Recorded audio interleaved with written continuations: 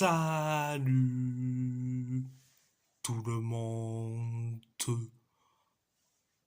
On va en parler sur l'actu mercato estival 2024 direction Wolverhampton.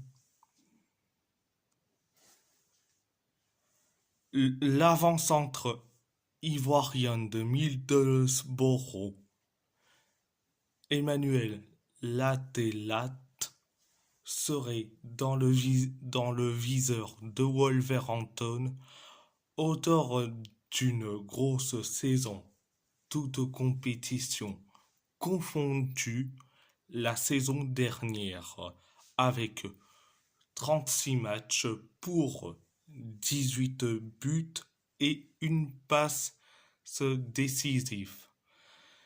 Il pourrait bien arriver prochainement au Molineux Stadium. Alors, concernant Emmanuel Latelat, c'est un excellent joueur, vu ses performances toutes compétitions confondues de la saison dernière. Je me suis dit, il faut le recruter. Mais le problème, c'est que tu as que 7 avant-centres. 7 avant-centres. Tu as Matthäus Cunha, tu as Jørgen Strand Larsen, tu as Wang Yichan, tu as Fabio Silva, tu as Sasa Kalajic, tu as Nathan Fraser et tu as Léon Chiuomi. Tu as que 7. Est-ce que tu vas recruter un huitième avant-centre? Je dirais franchement, si c'est pour faire une Chelsea numéro 2, ce n'est pas la peine. Je dirais franchement, Emmanuel Latelat, c'est un excellent joueur, mais je ne veux pas à Wolverhampton pour cause d'avant-centre. On a beaucoup trop d'avant-centre. On a beaucoup trop, c'est ça le problème. Si Wolverhampton se débarrasse d'autant d'avant-centre, eh bien, tu peux recruter Latelat.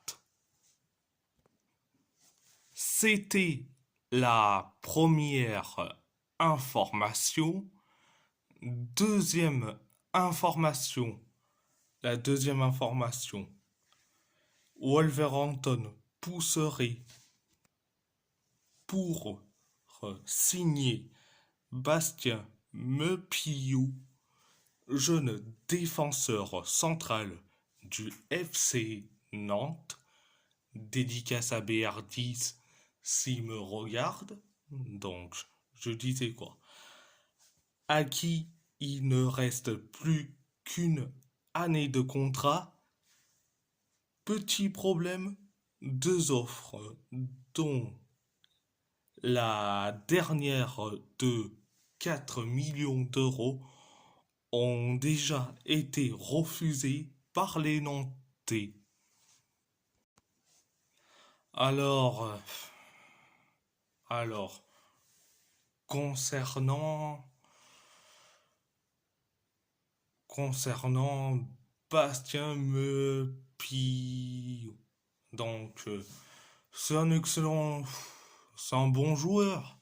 Donc bon, tu peux le recruter, mais les Nantais sont radins comme pas possible. Mais je dirais franchement, ce jeune défenseur central, pour un cinquième, je dirais oui, pourquoi pas.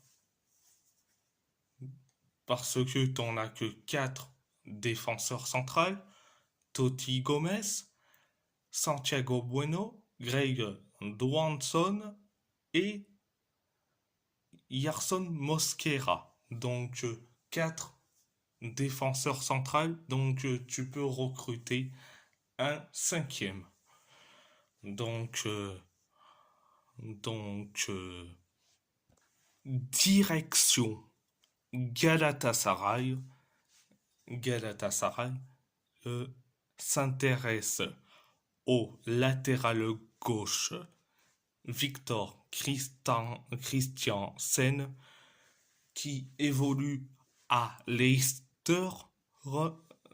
Les échanges ont débuté avec le manager du joueur selon TransferWeb. Franchement, trouver une concurrence à Derrick Köhn, je dirais franchement, c'est merveilleux. Donc, donc, c'est bien beau pour les dirigeants de trouver un concurrent à Derrick Köhn. Donc, c'est bien beau, mais c'est quand que il faut un concurrent à Hakim Ziyech parce que il se croit toujours titulaire. Mais bon, donc c'était la première information. Deuxième information, Wilfred Zaha et Crystal Palace, l'accord est actuellement annulé selon Fabrizio Romano. Je suis très content que cet accord est annulé depuis quand on retourne dans son ancien club. Je dirais franchement, je vais pas répéter les mêmes choses. Donc, franchement, je souhaite qu'il reste à Galatasaray. Je dirais franchement, Wilfred Zaha, je souhaite qu'il reste à Galatasaray. Donc, direction le FC Porto, Al Ain serait très intéressé par Fabio Cardoso, mais le joueur se sent bien au FC Porto et n'est pas obsédé par un départ. Un club mexicain est également intéressé selon Record. Alors je dis franchement,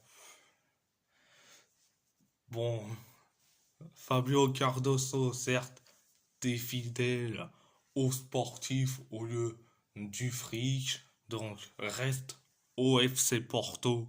Je dirais franchement, reste. Ne va pas aux Émirats Arabes Unis. Viens, reste chez nous, au FC Porto. Donc, direction l'AS Roma, Ebrima Darbo sur le départ. Frosinone, Salernitana et l'Aps Sampdoria sont les clubs intéressés par le milieu de terrain selon Il Tempo et la Gazzetta dello Sport. Des négociations seraient déjà en cours avec Frosinone selon Sport Italia. Ebrima Darbo, pour moi, je dirais franchement, c'est une énorme perte. C'est une énorme perte, personnellement. Mais tu pourrais peut-être le prêter ou de l'incorporer dans les plans de Daniele De Rossi. Donc, donc, direction le PSG, Ilan Pacho a signé jusqu'en 2029 avec le PSG en provenance de l'Eintracht Francfort pour 40 millions d'euros. Je suis très content et enfin un défenseur central qui signe chez nous. Enfin, tant mieux. Ilan Pacho, je dirais franchement, oh, c'est le premier équatorien à venir chez nous. Donc, C'était la première information. Deuxième information, l'Arabie Saoudite est prête à faire une offre importante au PSG pour Kang In Lee. Pour le moment, Paris n'est pas vendeur. L'Arabie Saoudite veut faire du Coréen l'un des joueurs les mieux payés de la ligue selon Santi Aouna et Dabia Hatabi. Voilà, je suis très content que le PSG de dire on n'est pas vendeur et Kang In Lee reste chez nous. Donc l'Arabie Saoudite, allez voir d'autres joueurs, euh, allez voir les retraités, ça pourrait vous intéresser au lieu de shipper nos jeunes joueurs. Donc c'était la deuxième information. Troisième information, Beşiktaş a formulé à Paris pour Cherhendour. Le PSG n'est pas fermé à l'idée d'un prêt afin de lui donner un maximum de temps de jeu. Les discussions sont en cours. Le dossier en très bonne voie selon Josué Cassé. Alors, Cherhendour, franchement, je trouve ça vraiment injuste qu'on lui laisse pas de temps de jeu au PSG, mais on le prête à Beşiktaş. Je trouve ça vraiment très... Je trouve ça très con de la part de nos dirigeants, mais bon, on n'est pas Luis Campos, on n'est pas Nasser Al-Khelaifi, donc à part ça, c'est tout. Et si la vidéo vous plaît, abonnez-vous à ma chaîne YouTube, likez, commentez si vous avez envie ou pas, c'est votre choix.